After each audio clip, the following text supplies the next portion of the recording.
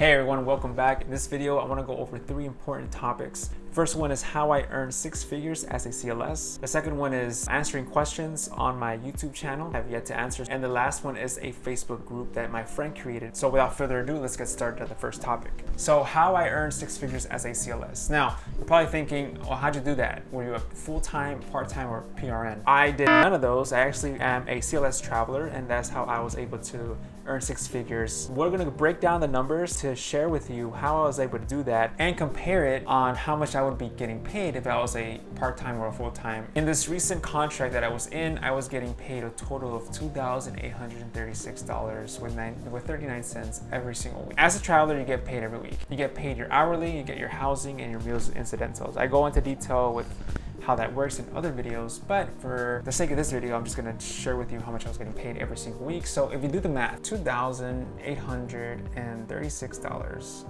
with 93 cents, and by 52 weeks in a year, that comes out to $147,000 for that year alone. If you divide it by 12, $12,000 in 1 month, which is pretty good. Compare that to a full-time employee, right? So I have 5 years of experience, and I submitted an application a couple months ago for a part-time, I believe, but they were telling me that I was gonna earn $60 an hour for being a CLS with 5 years experience. Let's just do the math. I like to use ADP. It's a gross to net calculator. I'm just gonna plug in the numbers. As a full-time employee, you get paid on bi-weekly. My hourly is gonna be $60 according to this hospital that I applied to. If I would work 40 hours every week, every 2 weeks is 80 hours, that comes out to be $3,286 every 2 weeks. The cool thing about this ADP calculator is that if you go under the state taxes, you can choose what state you're working in, which is very helpful. Now, you can fill out all the other stuff that I didn't fill out, but this is just a rough estimation of how much you'll be getting. I have no retirement account, so you have to take that into consideration. So this is just a rough draft of how much you will be potentially earning at $60 an hour,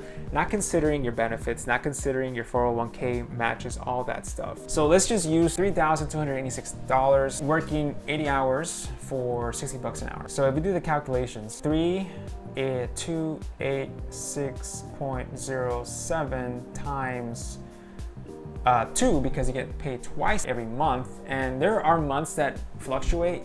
There's some months that do have 3 pay stubs, but just for now, we're gonna use the number 2. That comes out to be $6,572 every month. That's a pretty good number. You know, when I first started working, I mean, I wouldn't complain. But I do have bills to pay, and I got student loans to pay, and I got credit card debt that I had to pay. That's what really encouraged me to be a CLS traveler, is because I had all these things I had to pay, especially my debt, you know, student loans, credit card debt. No one wants to be in credit card debt. I mean, who does? Nobody. That APR is so high, it's like ridiculous. This is what encouraged me to be a CLS traveler. I love it. Not only is it because of the money, but you have a lot of freedom and flexibility. If you do have that flexibility, if you do have that passion to go out and use your expertise and skills and use it in a different laboratory, then might as well use it. Do it. You have to understand why you want to do it first, though. So you have to understand your why behind traveling before you ever get started. Why do you want to travel? Is it because you want to visit new places? Is it because you want to get paid more? Is it because you want to pay off certain bills? For me, it was paying off my credit card, my student loans, and my car payment, which gave me the freedom and flexibility to go to different places I wanted to visit. And I was also able to invest that extra money into my 401k, my personal IRA, Roth IRA, you know? So it does give you a lot of freedom and flexibility being a CLS traveler, and you're also taking your expertise and your experience to these different facilities that need your help. So that's something to take into consideration. I've been asked so many questions on YouTube. I'm gonna just answer them in this video. These are really good questions, by the way. So the first one is, did you get reimbursed for paying to have your car shipped on an 18-wheeler? Now, this question comes from my first video ever on this channel. I talk about how to start traveling, and in that video, I talked about how I shipped my car on an 18-wheeler from basically across the country, right? From state to state. And they're asking if I got reimbursed for that. And the answer to that is no, I did not. And the reason why is because I didn't ask. As a first-time traveler, I didn't know about negotiating. I didn't know how to talk to the recruiter. And if I can go back, I would ask the recruiter how much from that can I get back, how to negotiate that number. I didn't get reimbursed, but I'm pretty sure it wouldn't hurt to negotiate with your recruiter. Next question is, are there any hospitals, labs, or staffing companies that give scholarships for MLT schooling? Or are there any companies that they help with your schooling and you work for them for a certain amount of time after you get certified? So to answer that question, first of all, it's a good question. I would say I don't know any staffing companies that would give scholarships for MLT schooling. I do know facilities that if you work with them as a permanent employee, they will help you get your master's degree. They will basically, it's called a tuition reimbursement. So if you want to get like a master's in molecular diagnostics, right? That's a great example. Or cell biology, they will pay, depending on how you score, what's your GPA, the grades that you're getting, they will give you a tuition reimbursement. That's what I know as far as scholarships for schooling. It's only for masters. I haven't heard if you want to get your bachelor's degree. I don't know about that. But if you are curious, you can ask your supervisor or the director of the lab and ask them if they do any of that stuff. So you can ask your director or supervisor about these types of scholarships for schooling. The next question is, great video. I didn't realize agencies would help finding housing. I'm just beginning to look into traveling for work. So I'm very happy to have found your channel. I have been licensed for 4 years, CLS in upstate New York, working in hematology for about 7 months. From your experience, is it necessary to have generalist experience? How much more difficult is it to find contracts working in one particular area of the lab, like heme? Just from browsing online, it seems like there's a lot of contracts. Request generalist experience. Any feedback would be awesome. First of all, I'm sorry I have not replied to these, but to answer your question, it is better to have generalist experience, in my opinion, because that gives you more wiggle room to get yourself in the door. When you're traveling for the first time, you want to be open to different options. You don't want to just limit yourself. Versus if you're just sticking to one department, keep your options open. I would recommend being a generalist because it gets your foot in the door quicker, especially being a traveler for the first time. How much more difficult is to find contracts working in one particular area? If I were to rate that question from like 1 to 5, 5 being the most difficult, 1 being the least difficult, I'd say it's like a 4, because again, you're limiting yourself to more options if you're just looking for one department.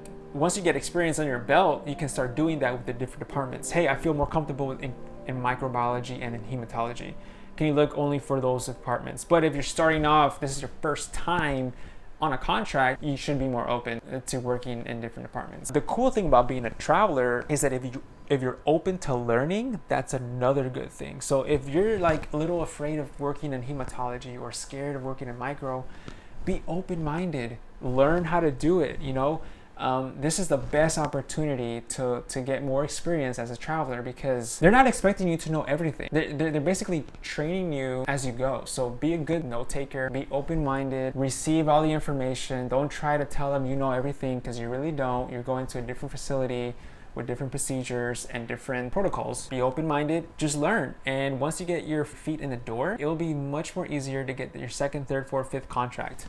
I know the first one's a little bit tough. The next question is, hey there, I'm a medical technologist with 17 years of experience. All right, now we're talking. Looking to start this traveling career when my only child heads off to college in a few years. Thanks for all the info. Hey, kudos to you. 17 years is more than enough of experience to be a traveler. Let me know how things go, by the way, if you get a contract. All right, the next question is, where do you find an agency? Okay, easy question, easy question. The best place I love to go is called Vivian.com. So Vivian.com, you can register your profile for free, answer all the questions, and by answering these questions, they filter you to where you fit best for the next contract. So I'm opening my profile here, and Vivian, Vivin.com is a really good place for you to search for your next contract. How it works is that these different agencies, they advertise their jobs on this website. As you see, there's all these different postings. So there's one in Chino for $3,700 a week. This is nights, 5/8. Castro Valley nights, 5/8 with total med.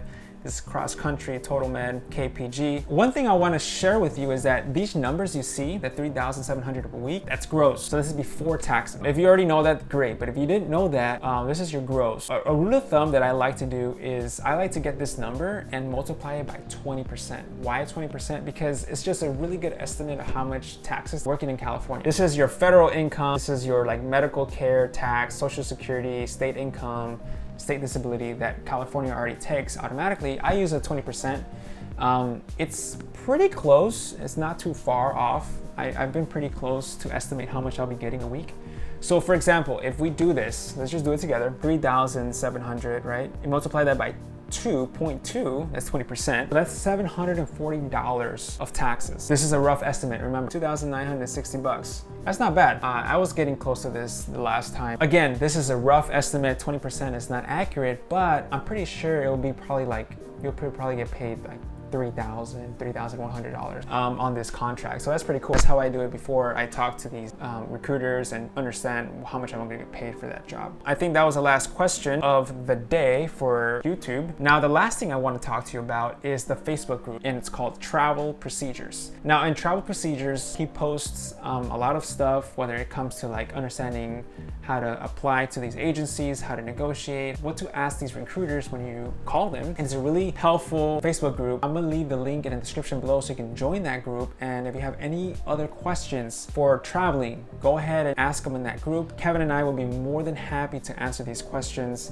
He also has a blog, which is amazing. It has a ton of information. That's all for today. Thank you so much for watching this video. And if you have any additional questions, leave them in the comments below, and I'll see you guys on the next one. Take care.